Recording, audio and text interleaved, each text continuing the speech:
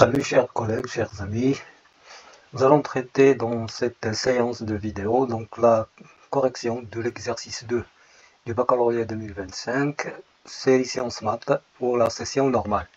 Alors là, nous allons traiter question par question et nous allons essayer toujours de répondre à cet exercice. Alors vous avez le nombre alpha qui appartient à l'intervalle 0 de pi et l'équation E alpha c'est z au carré moins 2 à la puissance alpha exponentielle I alpha fois 1 plus 2i fois z plus I fois 2 à la puissance 2 alpha plus 1 exponentielle I 2 alpha égale à 0. Bon, pour calculer le discriminant de cette équation, c'est simple, vous avez le b au carré moins 4ac, donc b au carré c'est le nombre 2 à la puissance alpha, exponentielle I alpha 1 plus 2i, le tout au carré. Moins 4 fois AC, moins 4 fois le nombre I, fois 2 à la puissance 2 alpha plus 1, exponentielle 2 alpha. Alors, développant l'identité remarquable, ça va donner 2 à la puissance 2 alpha, exponentielle I 2 alpha, et 1 plus 2i au carré, qui est égal à 1 plus 4i plus 2i au carré. Moins 8 fois le nombre I.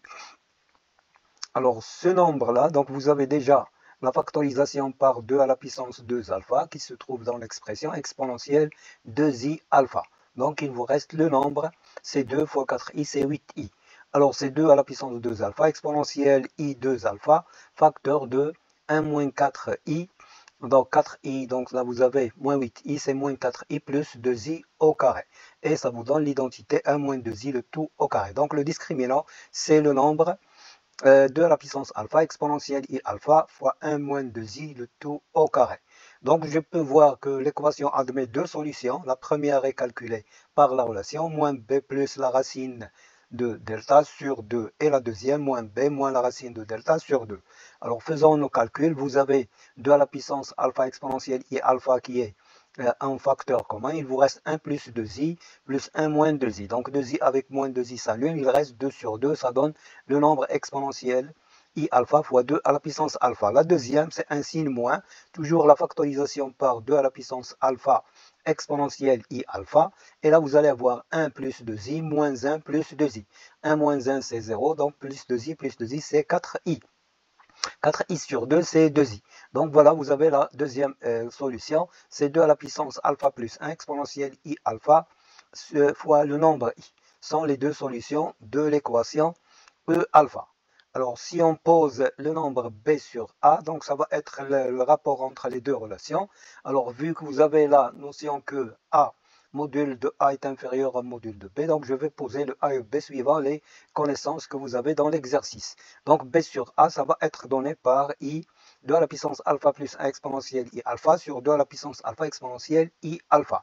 Vous avez une simplification par 2 à la puissance alpha exponentielle I alpha, il vous reste le nombre 2i. C'est un nombre réel imaginaire. Donc vous avez le nombre B sur A est un nombre qui est imaginaire pur. C'est la première question de l'exercice. Maintenant, passons à la deuxième.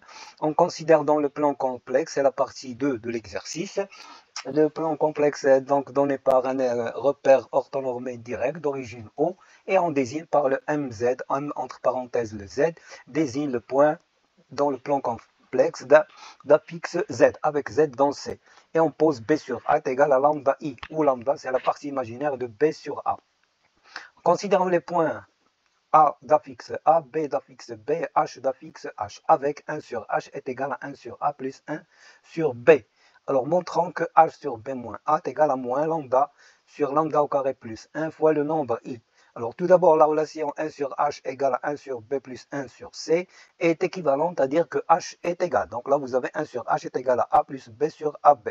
H sera égal à AB sur A plus B. Alors remplaçons le B d'après la relation, c'est lambda A fois I. Donc lambda A fois I, c'est le nombre B fois A sur le A plus B, c'est toujours lambda I fois A. Alors simplifions par le nombre A, il vous reste lambda I fois A sur 1 plus lambda I. Et vous avez encore le B moins A est égal à lambda I fois A moins A. C'est A facteur de moins 1 plus lambda I. Si je passe au rapport, donc vous avez A sur B moins A est égal à I fois lambda A sur A facteur de 1 plus lambda I moins 1 facteur de moins 1 plus lambda I. Alors ça, c'est une identité de la forme a moins b fois a plus b est égal. Donc après simplification par le nombre a, il vous reste le i lambda, facteur de i lambda au carré moins 1. C'est a moins b, a moins 1 fois a plus 1. Donc l'identité remarquable. Le i au carré, c'est connu est égal à moins 1. Donc vous avez la relation qui va être égale à moins facteur de lambda au carré sur plus 1 fois le nombre lambda i. Donc a sur b moins a est égal à moins lambda i sur lambda au carré plus 1, d'où la relation voulue. Alors on sait maintenant que AB et OH, donc la mesure de cet angle, c'est l'argument des nombres. Donc c'est la fixe du vecteur OH sur la fixe du vecteur AB, modulo 2pi.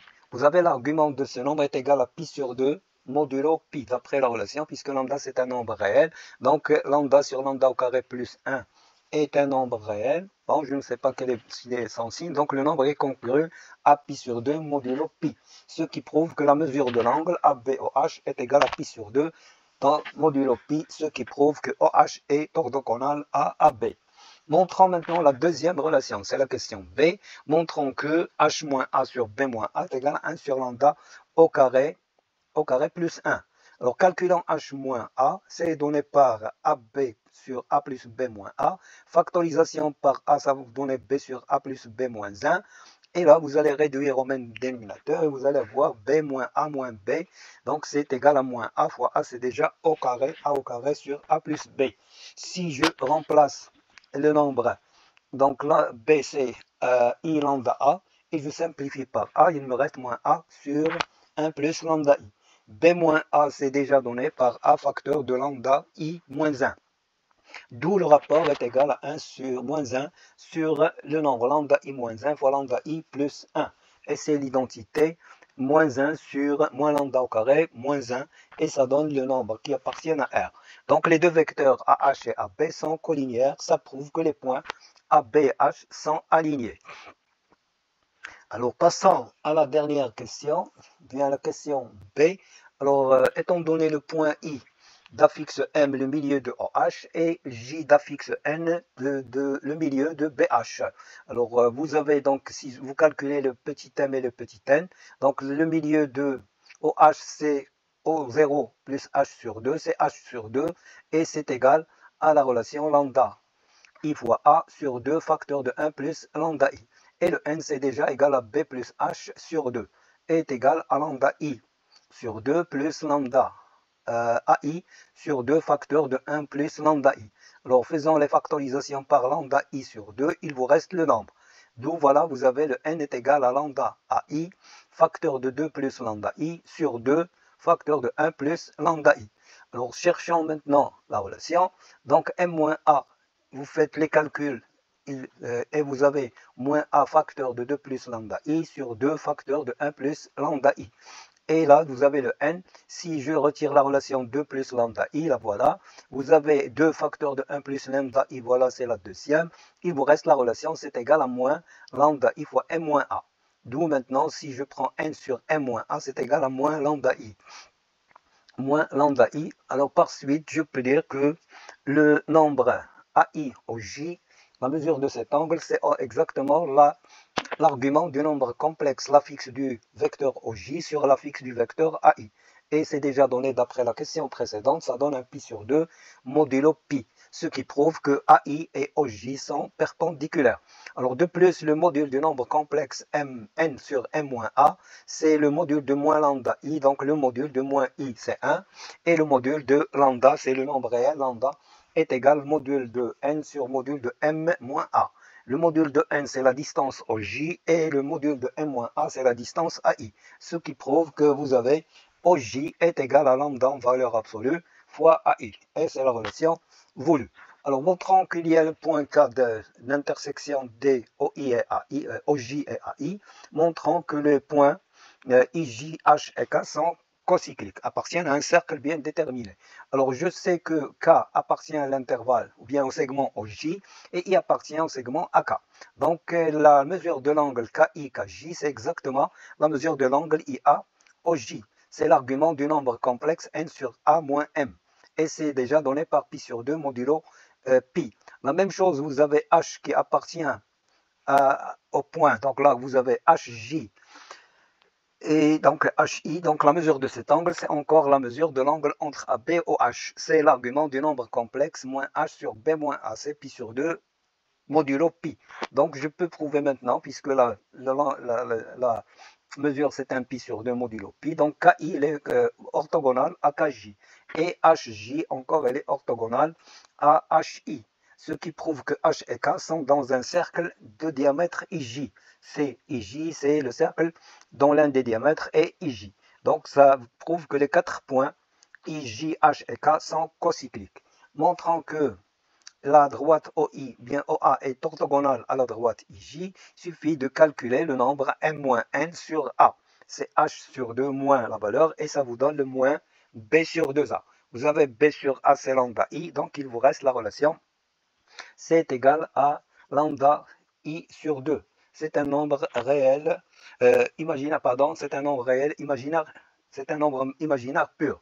Donc ceci, ça prouve que la mesure de l'angle OA et J, c'est donné par. Alors là, c'est la mesure de l'angle, c'est égal à pi sur 2 modulo pi. Alors ça, c'est la relation OA au J. Non, c'est la même chose, ça reste toujours la même chose, soit l'inverse ou bien le nombre. Alors il est donné par le nombre pi sur 2 modulo pi, ce qui prouve que IJ est orthogonal à OA. Donc vous avez calculé la valeur.